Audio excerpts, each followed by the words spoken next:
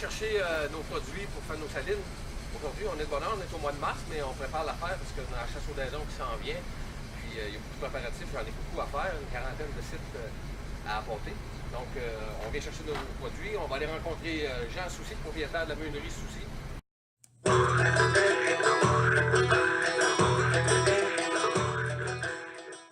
Des salines, bon, c'est des minéraux. Oui, c'est des minéraux. Ça, ici, c'est l'entrepôt à minéraux. C'est en plein ça. C'est l'entrepôt minéraux. C'est notre réserve qu'on a pour fabriquer. On a déjà tous ces ingrédients-là qui sont dans la meunerie pour fabriquer.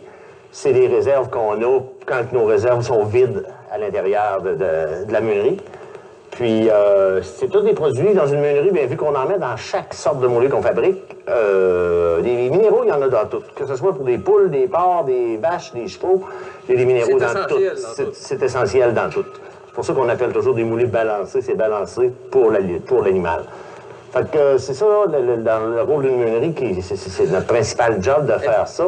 Êtes-vous obligé d'afficher, vous autres, dans le système alimentaire, bon, on a une description, on a une définition, y a-t-il des normes qui régissent ça? Oui, il y a des normes qui régissent toutes, dans une meunerie, tous les aliments qu'on fabrique pour que ce soit n'importe quelle sorte d'animaux. On est obligé d'avoir toujours l'analyse garantie de la nourriture qu'on fabrique. C'est obligatoire. Dans la chasse, non, dans l'animal domestique de ferme, c'est obligatoire. Dans l'animal sauvage, il n'y a aucune réglementation. Fait que tu peux mettre n'importe quoi. Oui, mais nous autres, on se réglemente par nous-mêmes comme si c'était un animal domestique, par exemple. C'est la différence. Tu mets des ingrédients. Oui, on met des ingrédients. On a des agronomes qui travaillent pour nous, qui font la formulation de toutes les recettes de moulées qu'on fabrique pour tous les animaux. C'est eux autres qui fabriquent nos recettes aussi pour l'animal sauvage. Puis, on documente toujours la description du produit qu'on fabrique. Sur tout ce qu'on fabrique à Meunerie Soucy, tu as toujours une analyse sur nos produits qu'on fabrique.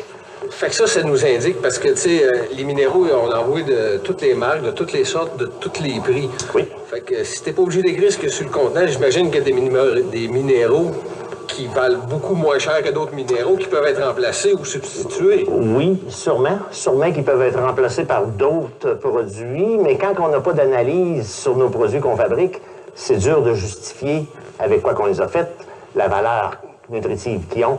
On ne peut pas le prouver à nulle part. La valeur monétaire. Et la valeur monétaire. Moi, comme chasseur, j'achète ça si c'est rien que du sel.